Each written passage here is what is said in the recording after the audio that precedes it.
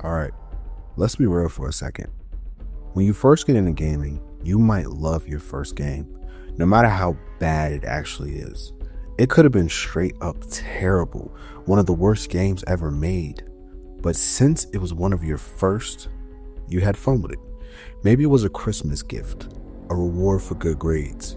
Your parents saw your report card, decided you earned a Christmas, and bam, you got one of your first video games. Maybe even your first console. And for that moment, it didn't matter if the game was amazing or awful. You loved it for what it was. But as you get older, you play better games, and you start to realize, yeah, that childhood favorite probably wasn't all that great. But because you played it, because it was part of your gaming journey, it still means something. Welcome to episode 4 of the Mortal Kombat Takeover. Today we're stealing Shinnok's amulet to save Earthrealm with the Mortal Kombat Mythologies Sub-Zero. Finish her!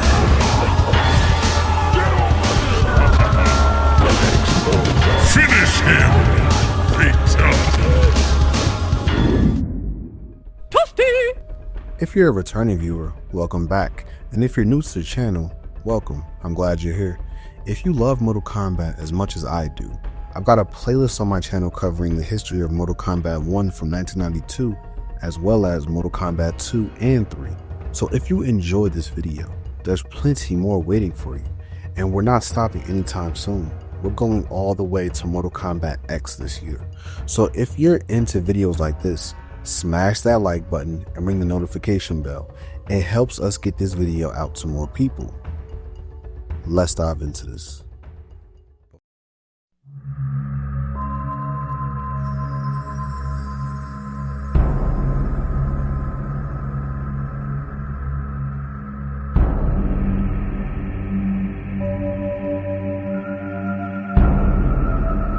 Thousands of years ago, the Earth was devastated by a battle between the gods.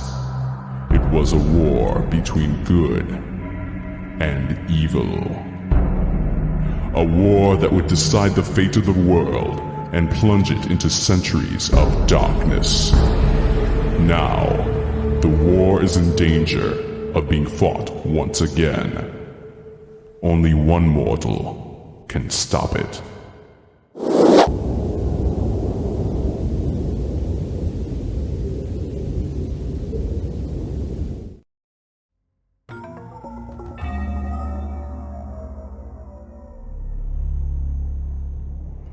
Before we dive into Mortal Kombat Mythology Sub-Zero, let's do a quick recap in case you missed my other Mortal Kombat retrospectives. Back in the early 90s, John Tobias and a few close friends pitched an idea to Midway, but the company initially turned it down. They were more interested in making a Bloodsport-inspired fighting game starring Jean-Claude Van Damme.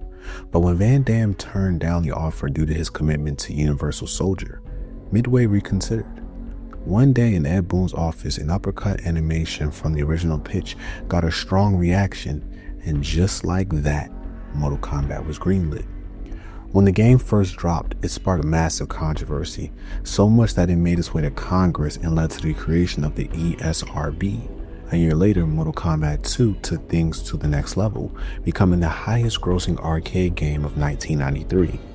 Then came Mortal Kombat 3, a game that divided fans due to the removal of key characters over legal issues. The backlash led to Ultimate Mortal Kombat 3 and Mortal Kombat Trilogy, both attempts to win back the hardcore audience. At this point, the Mortal Kombat series was at a turning point. My first 3 videos covered its rise, but these next few, we're about to cover its decline. Around this time, following the release of Mortal Kombat 3 and the Mortal Kombat movie, Midway was looking to expand the series even further. One of their first attempts came in the form of a Saturday morning cartoon called Mortal Kombat: Defenders of the Realm. This animated series created its own canon based on the events of Mortal Kombat 3. But let's be real, it was heavily marketed towards kids. Now, I'm not here to trash the show. It was a product of its time. But let's be honest, trying to take a franchise known for its extreme violence and controversy and water it down into a kid-friendly cartoon, that was always going to be a challenge. Unsurprisingly, Defenders of the Realm didn't last long, getting canceled after just one season on the USA Network. With the show's quick downfall, Midway had another big project in the works: Mortal Kombat Annihilation. After the success of the first Mortal Kombat movie, a sequel seemed like a no-brainer, and the hype was definitely there. I'll be covering Mortal Kombat Annihilation in my Mortal Kombat 4 retrospective, but for now, just know that the sequel was greenlit and set for release in November of '97. Around this time, it was clear that Midway wanted to fully expand the Mortal Kombat brand after its success in the early '90s, with movies, TV shows, live tours, and merchandise flooding the market. The next logical step was a spin-off game. The team at Midway began considering which characters to spotlight. Among the top contenders were Raiden, Liu Kang, and most importantly, Sub-Zero. Ultimately, they decided to dive into Sub-Zero's backstory, exploring his journey before the events of the first Mortal Kombat game. According to John Tobias, when he was asked why Sub-Zero, he stated, "There were a lot of popular characters in the game, but Sub-Zero is among the most popular. Also, his past, the backstory we gave him, piqued my interest. The idea behind Mythologies was to take some of the background stories that we sort of dabble with in the previous Mortal Kombats and explore them in more depth. Sub-Zero and his relationship with his ninja clan and Scorpion seemed like a cool story to tell." The goal of Mortal Kombat Mythologies Sub-Zero was simple: flesh out the rivalry between Sub-Zero and Scorpion while introducing a new group of villains who would later appear in Mortal Kombat 4. Development kicked off in August 1996 at Midway's Chicago office. The game's visuals were created using a mix of techniques. Sub-Zero and other humanoid characters were brought to life through Mortal Kombat's signature method of digitizing live actors, while more monstrous enemies and all backgrounds were rendered in real-time 3D. This blend gave the game a more realistic look compared to previous Mortal Kombat titles.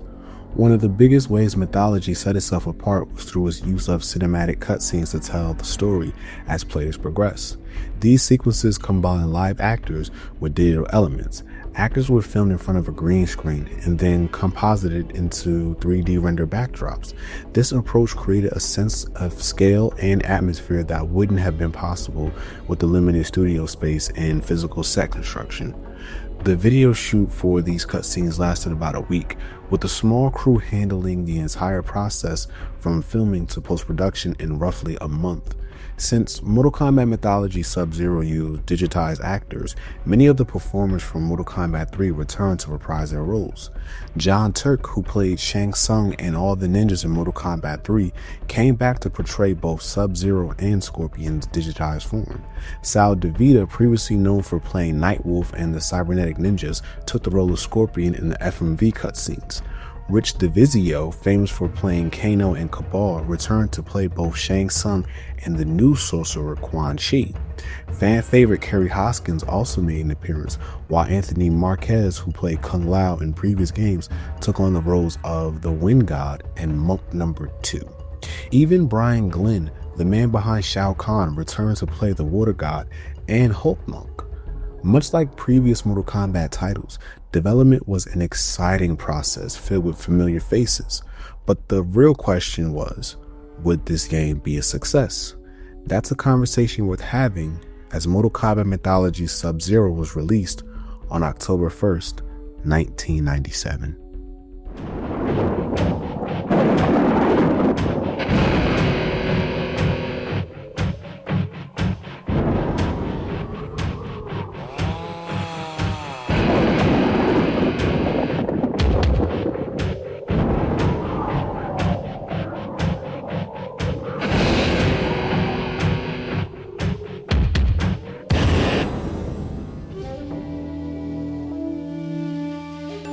I did a lot of reading on different history, Japanese history, Chinese history, and the mythologies of Asia.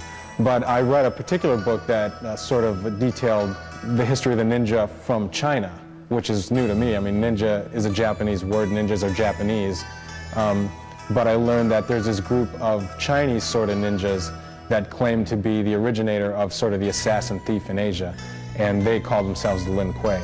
And we learn in Mythologies that Sub-Zero is not a ninja, doesn't like being called a ninja, he's a Lin Kuei warrior. Let's get something straight. I am not a ninja, I am Lin Kuei. Scorpion was a ninja.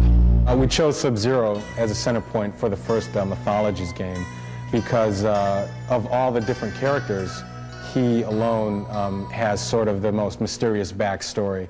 His history with Scorpion is talked about a lot, and we sort of vaguely started that story in the first Mortal Kombat game and built upon it in the subsequent games.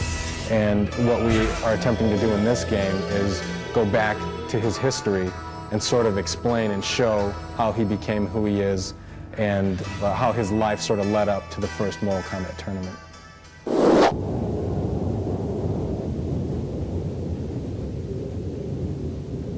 One of the special things about Mortal Kombat Mythologies is that it's actually the first Mortal Kombat adventure game to be introduced to the home. Whereas most of the previous ones were basically a translation of an arcade game, so everybody knew exactly what they're getting. This game is a lot more of a, original element involved in it because you're going to be seeing things that you've never seen before.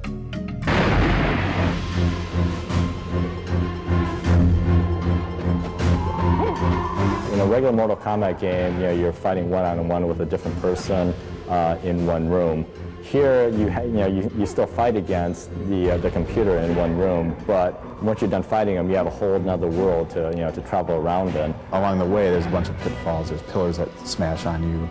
You can fall into spikes, and there's blades that crush you to death. Or you could be fighting in a fire world where you're just trying to get through without being burnt to a crisp. You could go off on a tangent and just explore something maybe that you think might do something, but it may not. But it'd be worth the reward if you can get it to work. Sub-Zero actually gains experience throughout the game, and he gains certain powers, he picks up certain items. It's a cool game. It takes you into the world of Mortal Kombat. It's like an interactive movie. As a programmer, I get to implement a few features in the end of the design process that maybe actually some of the other team members don't even know about.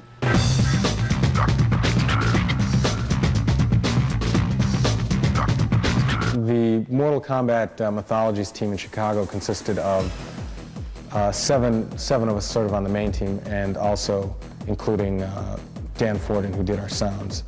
The programmers basically took the artwork that was done and handled Sub-Zero traversing through the environments and took care of a lot of the elements with the fighting and things of that nature, and obviously dealt with issues of the gameplay. The artists did everything from digitizing live actors to building 3D models and texture mapping them and doing keyframing and motion capturing.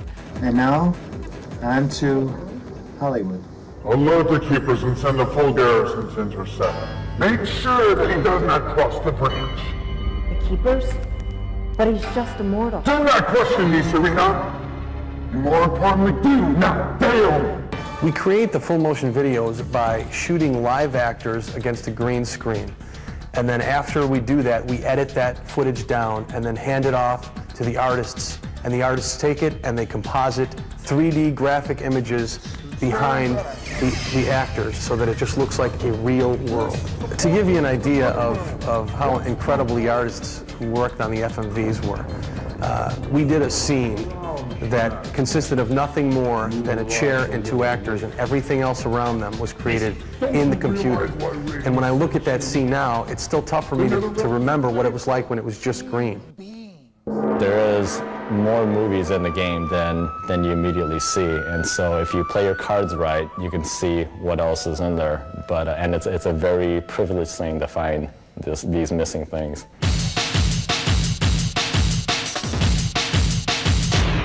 The object of the game is you need to go through these different worlds searching for the amulet. Basically, each world has a god that you have to fight to be able to get to the next world. I think in playing the game, it's kind of easy to just sort of jump over enemies and blow right through it.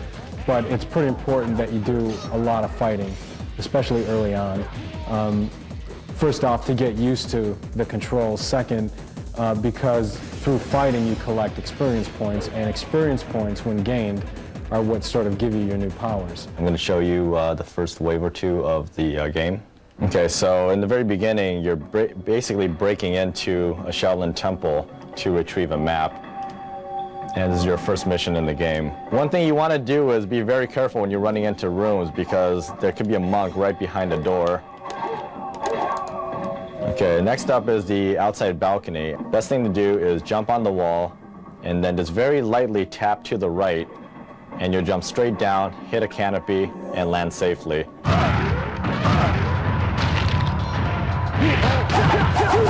Obviously, you have to learn how to do combos. You can fight opponents without learning combinations, but it'll take you a lot longer to finish them off. To start the first punch combo, it's just you hit high punch. When you're in close on a guy, hit high punch twice, and you'll immediately go into a two-hit combo. One of the best things to do is to take your time going through each world and really go through every nook and cranny and try to find things, because later on, when you're at the end of the game, you might need something that was, hanging around 3 worlds back. When Mortal Kombat players first play this game, they forget almost sometimes that there is an inventory screen there, and the inventory screen can save your life. I'd say the best thing to keep in mind is that when you're running low on health, don't forget that if you have some healers in your inventory, you want to go in there, select them, and make sure that you use them to sort of boost your health back. The Wind World, which is the second level in the whole game, is probably one of the hardest. It's a lot of fun. Once you get used to making the jumps, which look a lot more difficult than they are, it's a lot of fun to play. Now, the secret of jumping from windmill to windmill is to jump earlier than you think you need to, right now. In this particular game, the controls of the character are identical to what they have been in the previous Mortal Kombats. The high kicking, high punch, sweep kicks, roundhouses, all of those have been retained. A player that goes through Mortal Kombat Mythologies from beginning to end and learns all the hidden secrets in that game could potentially use what he's learned from that game to find some of the hidden features in Mortal Kombat 4.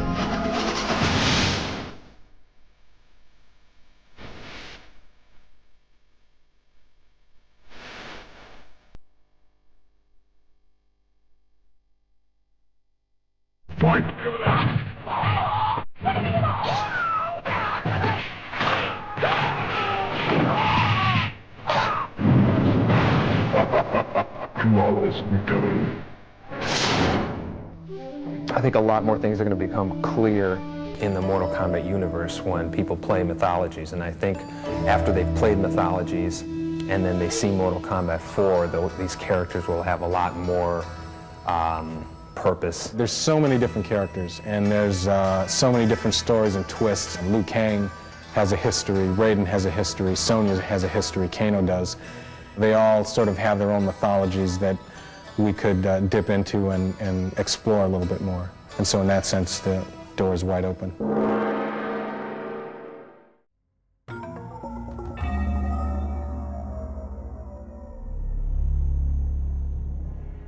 Here is a quick spoiler alert, as I'm about to tell the story behind Mortal Kombat Mythologies Sub-Zero, as well as light spoilers from the first Mortal Kombat game. Now, if you're not a fan of spoilers, please advance this video to the gameplay overview section, as seen on the timeline below. Let's dive into this. Quick note, this game canonically takes place before the events of the first Mortal Kombat game in 1992. While number entries covers the story canonically progressing, the development team decided to move backwards. The game story kicks off in the Shaolin temples of China, where Sub-Zero is sent on his first mission, stealing the sacred map of elements. As he infiltrates the temple, he crosses paths with another ninja, Scorpion. Scorpion taunts him before vanishing into the shadows. Sub-Zero fights his way through the temple, taking down monks and dodging traps until he comes face to face with Scorpion once again. The two engage in battle, and while the player has the option to perform a fatality, Scorpion is destined to die no matter what. With his mission complete, Sub-Zero returns to the Lin Kuei Temple, handing over the stolen map to the Grand Master. Their meeting is suddenly interrupted by a sorcerer named Quan Chi, who reveals that he tipped off Scorpion about Sub-Zero's arrival just in case he failed. As tensions rise between Sub-Zero and Quan Chi, the Grand Master steps in, demanding payment for the job. Quan Chi delivers in brutal fashion, presenting the bones of Scorpion's clan leader and announcing that the entire clan has been wiped out. With that business settled, he assigns Sub-Zero a new mission: use the map to locate a powerful amulet, hidden away and protected by 4 elemental gods: wind, earth, water, and fire. Grandmaster, in honor of the Lin Kuei, I bring you this sacred map of elements. Once again, our most cunning assassin and thief is successful. At ease, Lin Kuei warrior. Greetings! I see the ninja has been successful in retrieving my map, as I have foreseen. Let's get something straight. I am not a ninja. I am Lin Kuei. Scorpion was a ninja. Ah, yes, your Japanese counterpart. How unfortunate that you happened upon him in your battle with those pesky Shaolin monks. Scorpion was tipped off. He knew I was breaking into that temple, and if he wasn't there, there wouldn't have been a battle. You are responsible for this, sorcerer. Well, I've also retained Scorpion services. In case you failed, I needed some assurance. Your peace of mind almost cost me this mission. Enough! Quan Chi, tell me, what about our payment? Oh yes, I almost forgot. The bones of your arch nemesis, and leader of Scorpion's ninja clan.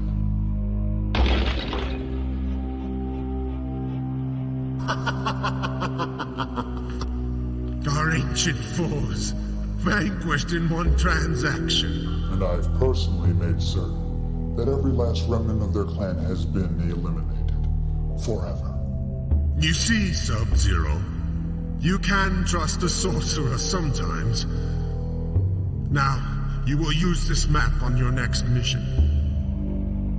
Quan Chi has once again retained your services. This map you stole. It shows the way to a temple which predates man's recorded history on Earth. For thousands of years, the Temple of Elements has been hidden in what is now known as the Himalayan Mountains of Nepal. This map is the only evidence of its existence. Fine. I get to the temple, and then what? What's inside? A small amulet. Worthless to you, but let's just say it has great sentimental value to me. If it is so precious, why don't you get it yourself? I cannot enter the temple until the 4 elements within its walls have been defeated. And I am not on the best of terms with the gods of your realm, especially your god of thunder. Tell me about these elements. They are the 4 elements which comprise the very existence of your realm. They are earth, wind, water, and fire. With your mastery of the element of cold, you have an advantage that no other human has, and that is the ability to defeat the elements. I have foreseen this.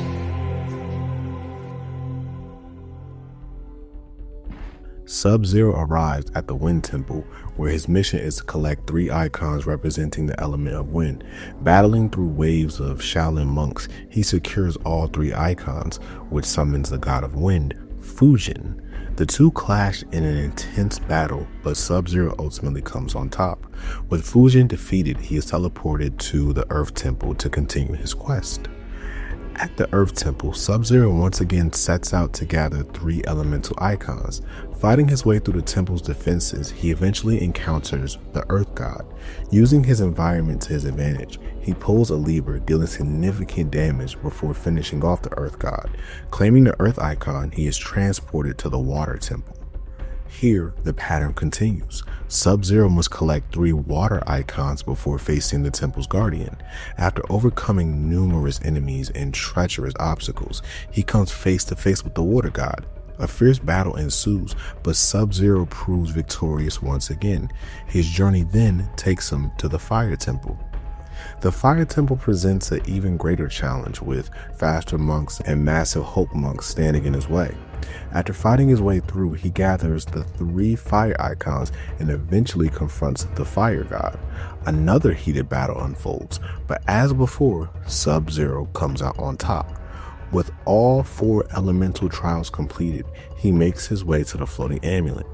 Just as he's about to claim it, Quan Chi appears out of nowhere and snatches it from his grasp. The sorcerer is ecstatic, now in possession of Shinnok's amulet. Confused, Sub-Zero demands answers, and Quan Chi reveals the truth. Shinnok is his master, the ruler of the Netherrealm. By returning the amulet, he will restore Shinnok to his full power, allowing him to bring ruin to Earthrealm. Realizing the gravity of the situation, Sub-Zero lowers his head and begins to walk away, only to be stopped by Raiden. The Thunder God berates him for his actions, making it clear that he has unbeknownstly set Earthrealm on a path to destruction. But all is not lost. Raiden orders Sub-Zero to enter the Netherrealm and retrieve the amulet before it's too late. With little choice in the matter, Sub-Zero accepts his mission, knowing he must correct his mistake.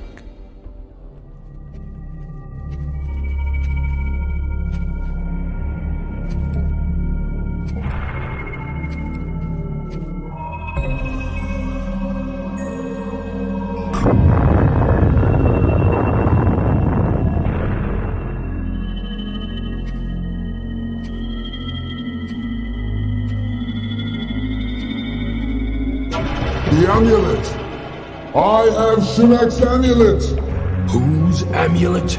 He is my deity, ruler of the Netherrealm, and soon destroyer of your Earthrealm. What are you talking about? This amulet, it is the key to Shinnok's power as an Elder God. When returned to him, he will regain his powers and be freed from the confines of the Netherrealm. I thought Shao Kahn was the... Shao Kahn is nothing but a peasant ruler of a long-dead realm. Shinnok is the destroyer of all realms, including Khan's outworld. Destroyer of all realms? You are insane. That amulet isn't worth the bronze it's molded from. Believe what you will, Sub-Zero. Goodbye, Ninja.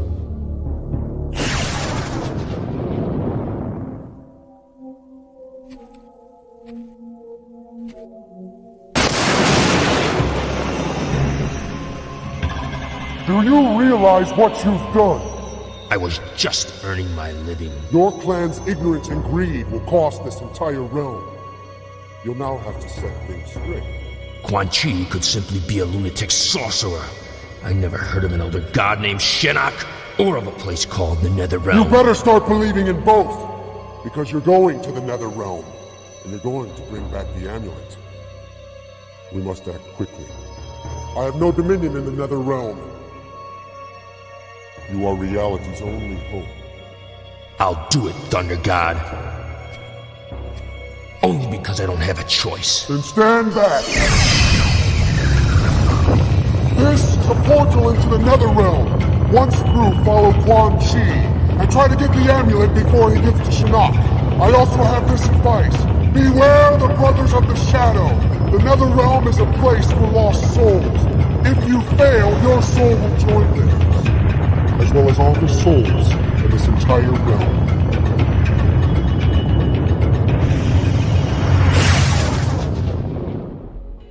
Now in the Netherrealm, Sub-Zero must find a way to escape the prison of souls. As he navigates the hostile environment, he is eventually captured and thrown into a cell. What happens next depends on the player's actions earlier in the game. If Sub-Zero did not perform a fatality on Scorpion, he is greeted by Shinnok himself. The fallen Elder God tells him that his presence in the Netherrealm proves he truly belongs there, and that he's been rejected by his own realm. As Sub-Zero turns away, Shinnok cryptically warns him that he is always one step ahead of Raiden's plans before vanishing. However, if Sub-Zero did execute a fatality on Scorpion, the encounter is much different. Instead of Shinnok, Scorpion appears before him, seething with rage. He reminds Sub-Zero of his past actions, how he could have spared him but chose not to. Blaming Sub-Zero for the destruction of his family and clan, Scorpion refuses to listen to reason. Sub-Zero insists that he had nothing to do with it, and the true culprit is Quan Chi, but Scorpion refuses to believe him. With tensions boiling over, the two prepare to clash once again.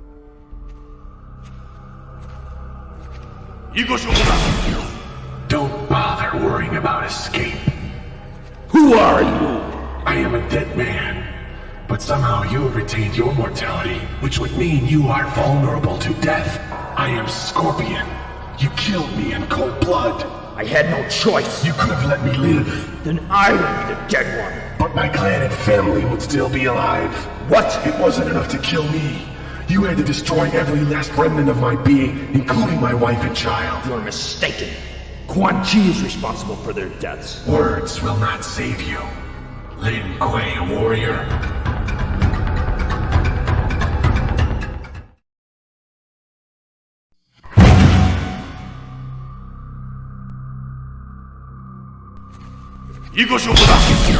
He says escape is futile. Who are you? A lost soul. The guard is right, you know. Where would you escape to? If you are here, then you must belong here. Rejected from your own realm, no doubt. I wasn't rejected. I was sent. Rejected or sent. You couldn't exist here unless your soul contained the impurities of evil. Haven't you ever tried to escape, old man? Escape? Oh, I'll be leaving this realm shortly. But first I must play Raiden's game.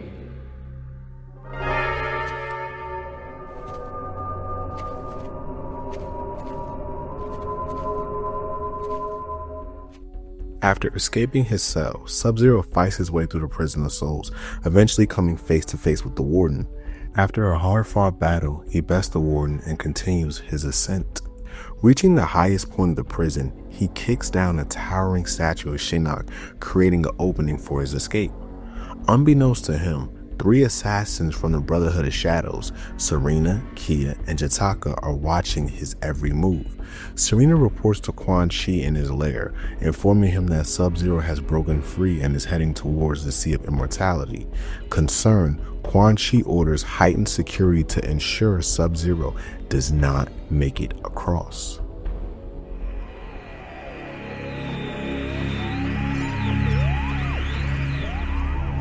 Well, he's definitely immortal. His soul is still contained inside his body. A mortal can't exist here with his soul intact. Unless Shinnok allowed it to be. I'll inform Quan Chi. The two of you continue to track him.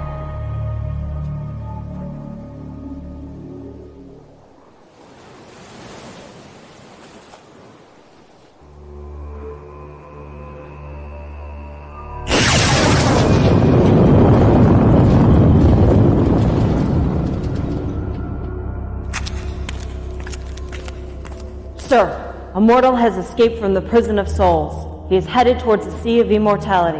A mortal? Yes, a mortal, with the ability to freeze. Alert the keepers and send a full garrison to intercept. Make sure that he does not cross the bridge. The keepers? But he's just a mortal. Do not question me, Serena! And more importantly, do not fail me! We have toyed with the ninja long enough. Now making his way across the Bridge of Immortality, Sub-Zero battles countless enemies before finally reaching Quan Chi's fortress. Inside, he is met by 3 assassins of the Brotherhood of Shadow. One by one, he defeats them, but when given the chance to perform a fatality on Serena, he chooses to spare her. With all 3 fallen, he obtains a key that grants him access to Quan Chi's throne room.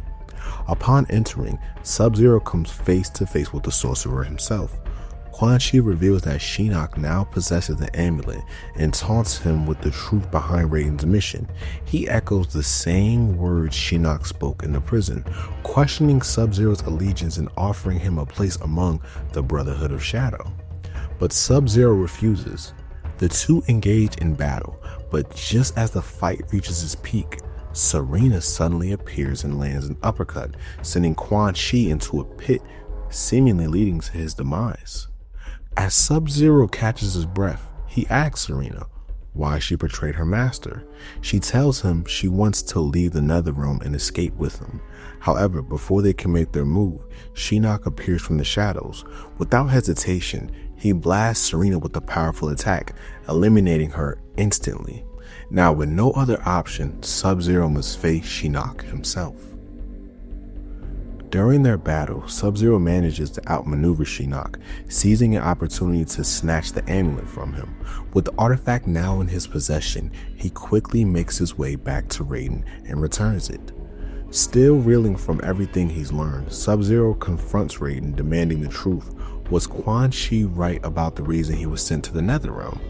Raiden confirms it, admitting that his mission was more than just retrieving the amulet. It was also a test. However, he assures Sub-Zero that he still has a chance to redeem himself. With that, the two part ways. Returning to the Lin Kuei Temple, Sub-Zero is welcomed back by the Grand Master, who acknowledges his success. However, his actions in the Netherrealm have not gone unnoticed. The Grand Master informs him that he has caught the attention of another sorcerer named Shang Tsung, who has now extended an invitation for Sub-Zero to compete in Mortal Kombat. With this, the story comes to the end and begins setting the stage for the events of the first Mortal Kombat game. Impressive, Sub-Zero. Perhaps you'll reconcile your reckless past after all. That's it? Not even a thank you? Thank yourself for undoing a problem that you created. Quan Chi told me that you sent me because my soul was tainted with evil. Is that true? You are a superb warrior, Sub-Zero. Only you can control your destiny. Not even the gods can alter your chosen path in life. Was that a yes? Or a no? That was a yes. But only you can change it.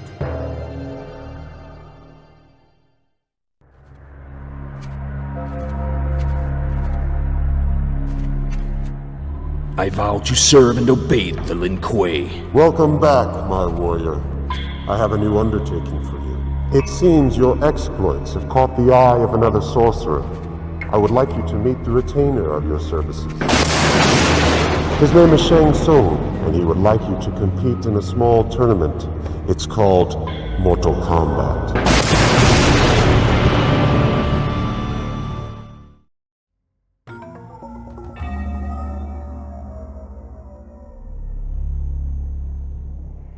Okay, I know that this game is blacklisted from many Mortal Kombat fans.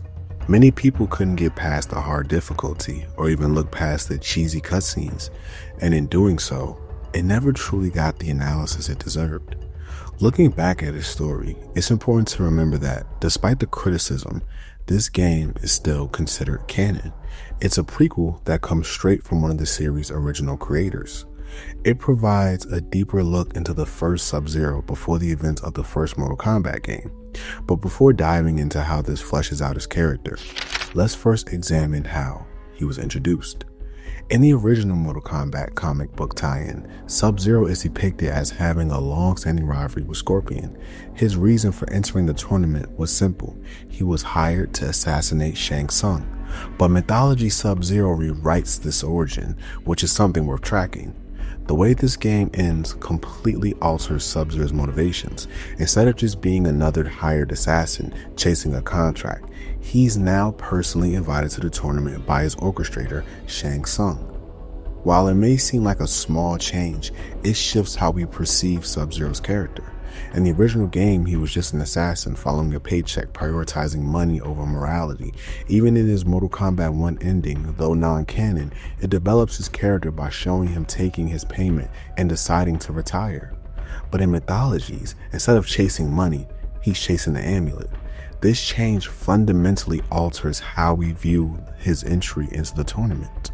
Serve and obey the Lin Kuei. Welcome back, my warrior. I have a new undertaking for you. It seems your exploits have caught the eye of another sorcerer. I would like you to meet the retainer of your services. His name is Shang Tsung, and he would like you to compete in a small tournament. It's called Mortal Kombat. Now that we've seen how this game reshaped Sub-Zero as a character, let's take a closer look at this new version of him. Here, he's a bit naive and hot-headed. He takes offense at being called a ninja, seeing it as beneath the Lin Kuei.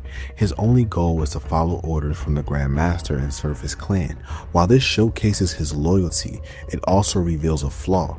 He doesn't question anything. He blindly follows orders, no matter the circumstances. The only time we see a different side of him is when he's given the choice to show mercy or act as a ruthless assassin. For example, he has the option to perform a fatality on both Scorpion and Serena. These choices don't just impact the story, they shape how we as players perceive Sub-Zero. If he executes Scorpion, it makes their later confrontation in the prison feel like a moment of reckoning. Scorpion even calls him out, saying he could have been spared. Based on the events in the Mortal Kombat comic, I believe it's canon that Sub-Zero did delete Scorpion at the Shaolin Temple, since Scorpion later blames him for his death 2 years before the tournament. But if Sub-Zero chooses not to delete him in this game, it's likely that Quan Chi would have done it instead, with Scorpion holding Sub-Zero responsible. The fact that Sub-Zero is given the choice at all suggests that there's more to him. He's not just a cold-blooded assassin. There's a chance for him to be a man before a murderer.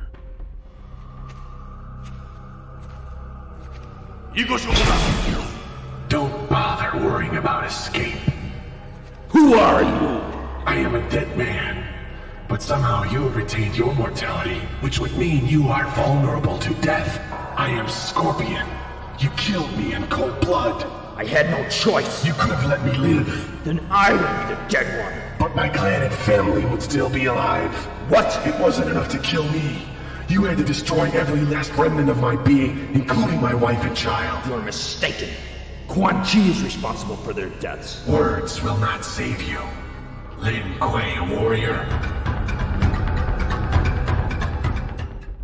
Now, I need to spoil something that comes up in 4 videos. I'm pretty sure we all know what happens to the original Sub-Zero and who he ultimately becomes. I bring that up because due to this game, it makes his demise harder to see. When Sub-Zero comes face to face with Quan Chi, he invites him to join the Brothers of the Shadow, and Sub-Zero vows to never team with them or serve Shinnok. Once again, we see Sub-Zero has a strong sense of loyalty. The Netherrealm is a place for evil beings. You cannot exist here unless you were tainted with evil. You belong here. Join my Brothers of the Shadow and worship our Lord Shinnok. Never, sorcerer! Then, so it shall be, ninja. Now, my reason for bringing this up is because I saw Noob Saibot's bio in Mortal Kombat 3, and just listen to it. Noob Saibot emerges from the dark region of reality, a region known as the Netherrealm. He belongs to a group called the Brothers of the Shadow, and worships an evil, mysterious fallen elder god. His mission is to spy on the events taking place in the battle between the realms, and report back to his enigmatic leaders. Knowing what happens later just makes Sub-Zero's story even more tragic. While this game is a prequel to Mortal Kombat, it's really a prequel to his death. The moment he enters the Netherrealm, Quan Chi and Shinnok make it clear this is where he truly belongs, not Earthrealm. Even Raiden knows it. When Sub-Zero questions him about the real reason he was sent there, Raiden doesn't deny it. Impressive, Sub-Zero. Perhaps you'll reconcile your reckless past after all. That's it? Not even a thank you? Thank yourself for undoing a problem that you created. Quan Chi told me that you sent me because my soul was tainted with evil. Is that true? You are a superb warrior, Sub-Zero. Only you can control your destiny. Not even the gods can alter your chosen path in life. Was that a yes? Or a no? That was a yes. But only you can change it. This game drives home the idea that you can't escape fate no matter how hard you try. Sub-Zero was always meant to die, and trust me, this theme will come up again in later videos, mark my words. Another character who can't escape fate? Serena. Her defiance seals her fate. After spending eternity in the Netherrealm, she finally sees a way out and asks Sub-Zero to take her with him. But to be honest, I never really felt any chemistry between them. They share one scene together, and before that, she's one of the hardest boss fights in the game. Now, I usually save critiques for later in the video, but I do wish she had more scenes with him. Maybe even helped him out in small ways, like how Gray Fox secretly assists Solid Snake. That would have made her betrayal of the Netherrealm more meaningful, and her turning against Quan Chi hit even harder. But despite that, her story still fits the game's theme. She tries to escape her place in the world, only for it to lead to her demise. Why did you help me? You are still immortal. That means you can escape the Netherrealm. There won't be anywhere to go if I don't get the amulet back. Take me with you. I've waited an eternity to escape. You don't understand. I can't leave without you.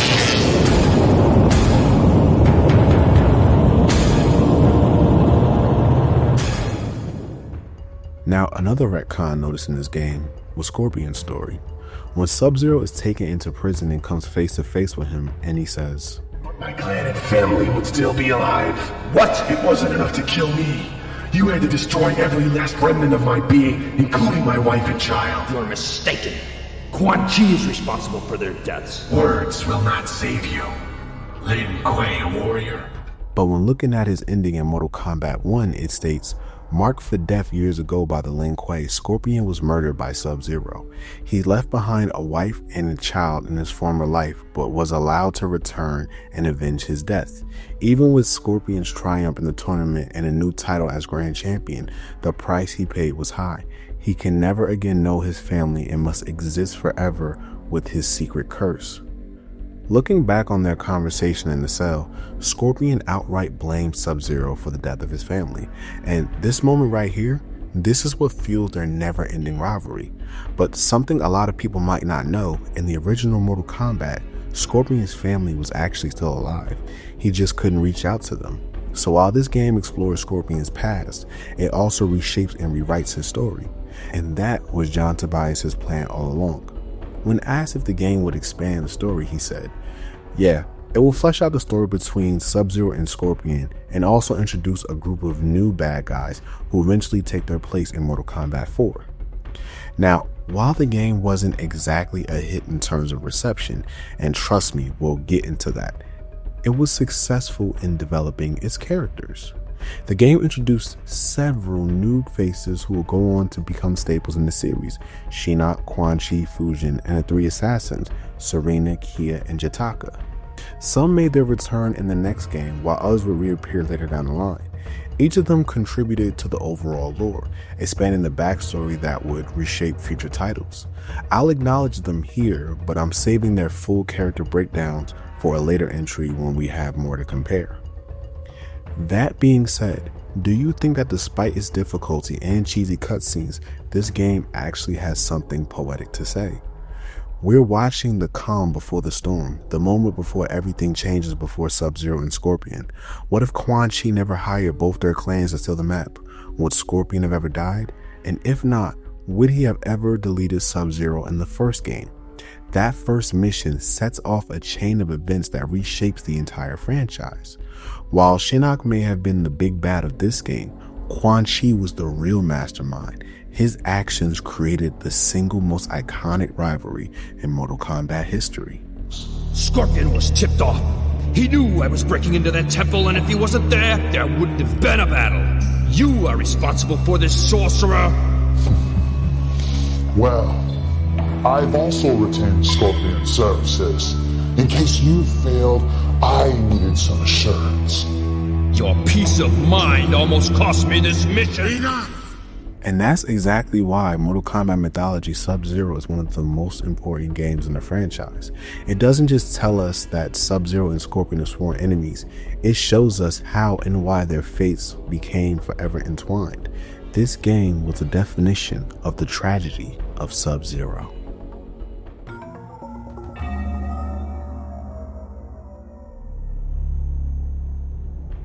Mortal Kombat Mythologies Sub-Zero plays like a linear beat-em-up with plenty of NPC fighters.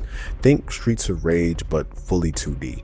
John Tobias designed the game to follow the same core gameplay elements seen in Mortal Kombat titles from the early 90s.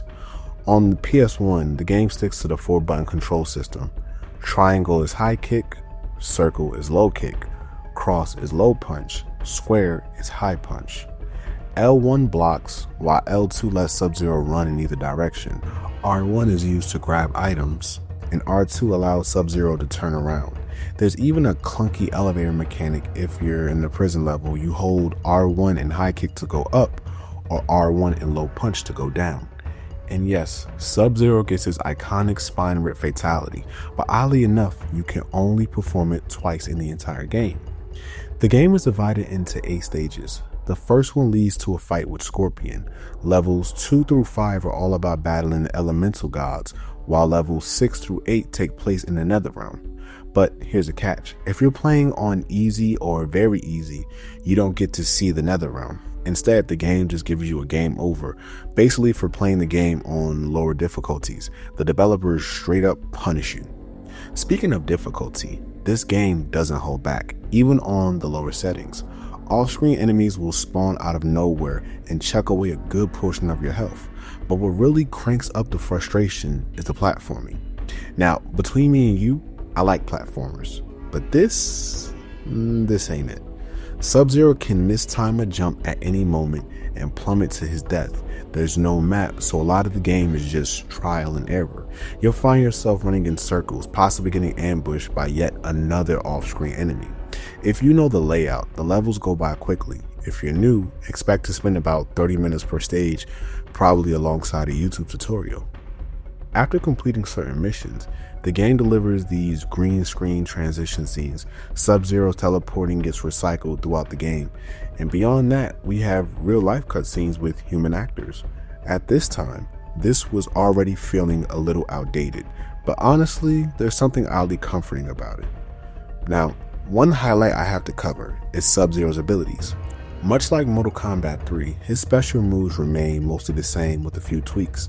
The downside, Sub-Zero needs to gain experience to unlock these moves, meaning you have to fight and combo enemies to level up. Once he does, he gains access to Forward Freeze, which allows him to freeze the enemy in front of him, Slide, a low attack that knocks enemies off their feet, useful for sliding under projectiles and high attacks. Directional Blast expands his freezing abilities in 2 additional directions. Air Ice Blast, which lets him throw ice while airborne. Ice Clone, which creates an ice clone of himself as a trap. Ice Shatter, one of the most satisfying moves in the game, shattering enemies after 2 ice blasts and a high kick. Super Slide, a longer reaching version of his normal slide that can take out multiple enemies. Freeze on Contact, which freezes an enemy upon physical contact while running. And last but not least, Polar Blast, freezing all enemies on screen with a blast radius. So they didn't skimp out on his moveset. He's got quite a bit to work with. That said, the game does limit how often you can use his special moves with an ice meter. Every time he uses an ice attack, the meter drains and slowly refills over time. It's a way to balance the gameplay and prevent spamming. Now, if you played this game when it first dropped and you were unlucky enough to not have a memory card, the game actually had a way to help you out. It provided level passwords so you wouldn't have to start from scratch. And of course, there were cheats. You could unlock infinite health, infinite life, and even 10 urns of vitality to give yourself an edge. Since I haven't covered the items, it's best to cover it here. The game features a variety of items that Sub-Zero can collect and use throughout his journey, each serving a different purpose, whether it's restoring health, unlocking new areas, or granting temporary buffs. One of the most common and essential items is a herbal healer, which restores 50% of Sub-Zero's health when used. This is a lifesaver, literally, especially in the later, more punishing levels. Some items are crucial for progression, like keys which unlock doors in specific levels. Then there are different urns with different purposes. You have an urn of vitality, which will replenish his power bar, urn of strength, which gives Sub-Zero superhuman strength. Then there's the urn of life, where Sub-Zero would be awarded an extra life. The game also includes temporary power-ups that can give Sub-Zero an edge. Shields provide protection from damage, while invisibility power-ups lets him avoid enemies altogether. There are also formulas. You can combine a potion and a herb healer and you'll get a healer potion, which refills Sub-Zero's health entirely. One of the more interesting items is a Tablet of Truth, but there's a catch. It's only available on very easy mode and provides hints to help players navigate the game. It's essentially a built-in guide for newcomers or those struggling with certain sections. Overall, Mortal Kombat Mythologies Sub-Zero is a game packed with depth, sometimes for better, sometimes for worse. It introduces RPG mechanics with an experience-based moveset, delivers a decent variety of items, and sticks close to Mortal Kombat's signature combat. But between the frustrating platform, unforgiving difficulty, and outdated design choices, it's easy to see why this game isn't fondly remembered by everyone.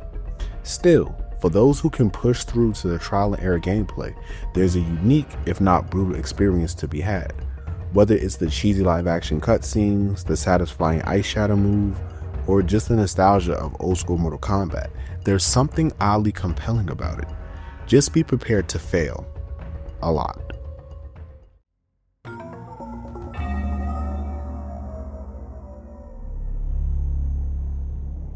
Mortal Kombat Mythologies Sub-Zero first hit the Sony PlayStation on October 1st, 1997 in North America, followed by its international release date on December 2nd, 1997. The most notable exclusive feature?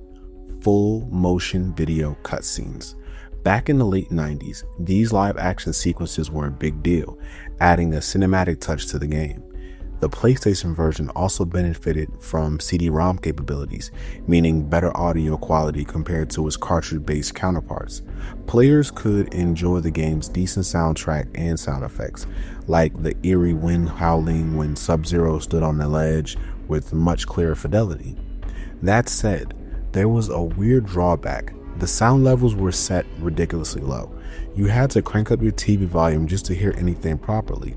On the plus side, this version included a Mortal Kombat 4 preview in the options menu, which was a cool bonus for fans. With all these advantages, FMV sequences, better sound, and extra content, the PlayStation release is widely considered the definitive version of the game. Now let's talk about the second and last way to play this game, the Nintendo 64. The N64 port dropped a couple of months later, releasing on December 11th, 1997 in North America and February 12th, 1998 in Europe. Right off the bat, the biggest downgrade was the removal of FMV sequences. Instead of live action sequences, the game used still images and text to tell the story, making it feel much less cinematic than the PlayStation version. Audio quality also took a hit. Since the N64 used cartridges instead of CDs, the sound wasn't as crisp. The atmospheric effects and music lost some of their richness, making the game feel less immersive.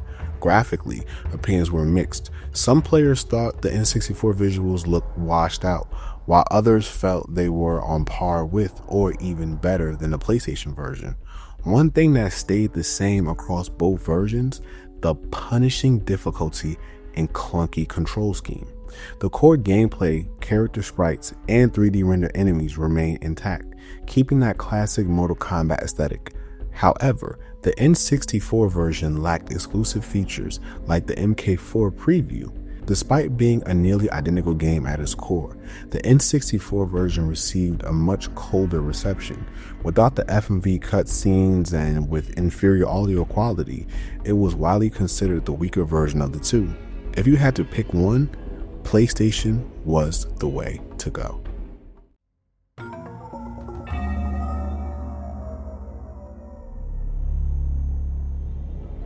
Mortal Kombat Mythologies Sub-Zero, released in 1997, received a largely negative reception from critics and players alike.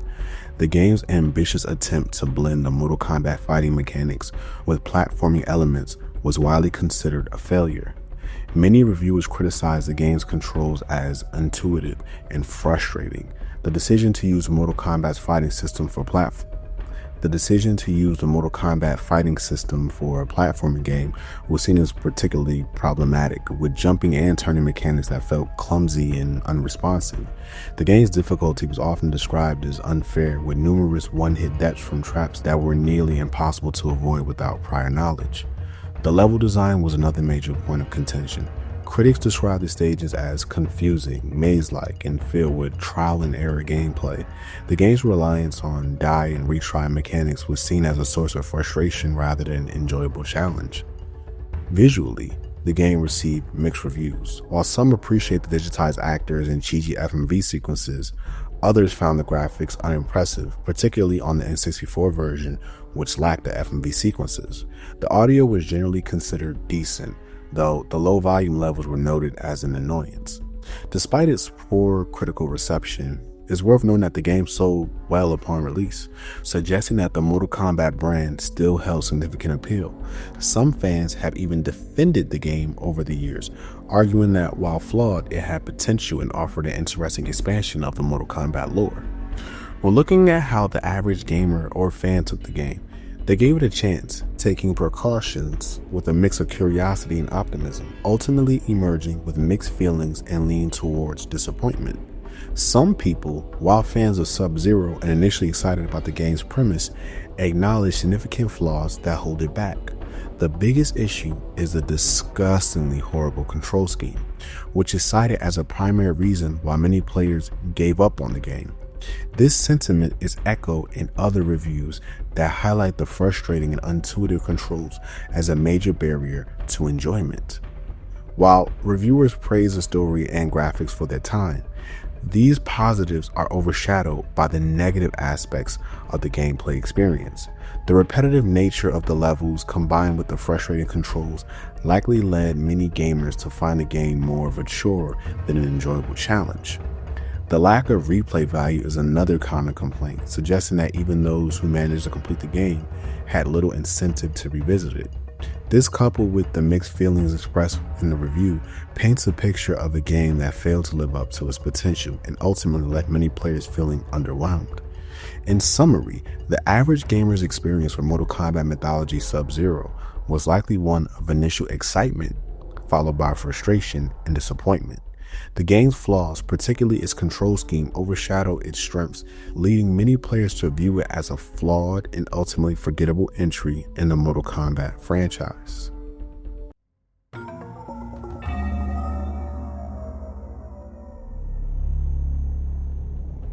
So let me be honest, growing up, I didn't have a lot of video games.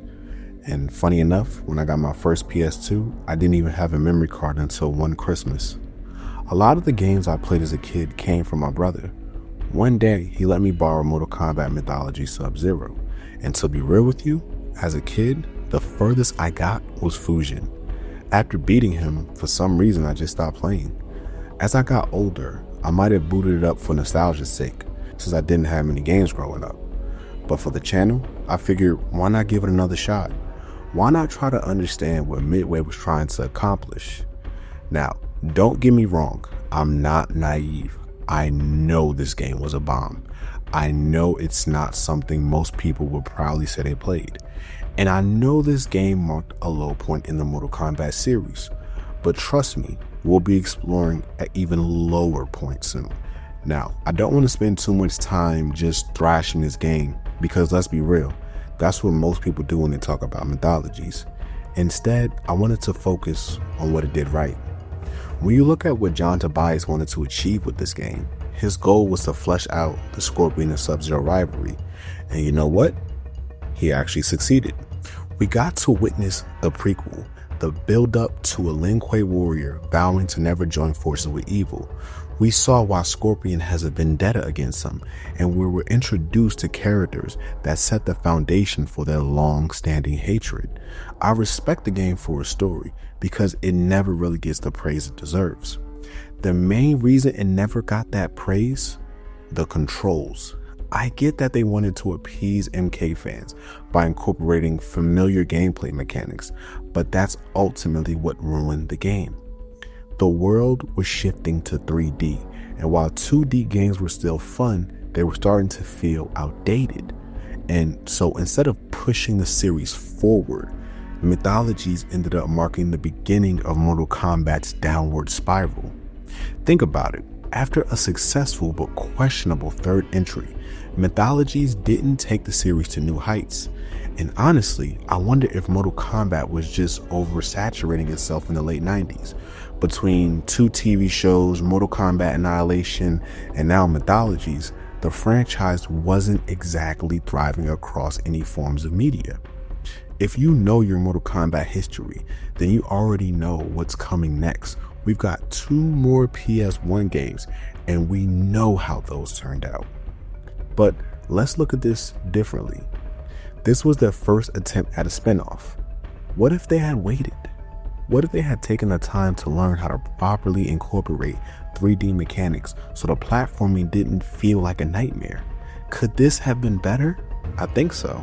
Just look at Shaolin Monks. That game proves that a Mortal Kombat spinoff can work. I just read Mythologies took 14 months to make, and honestly, that makes me jealous because these days we have to wait 5 times that long just to get a new entry in a major franchise. So I can't help but wonder, what if they had more time? What if there was something to unlock after beating the game? As it stands, there's no real replay value. You just finish the game and start over.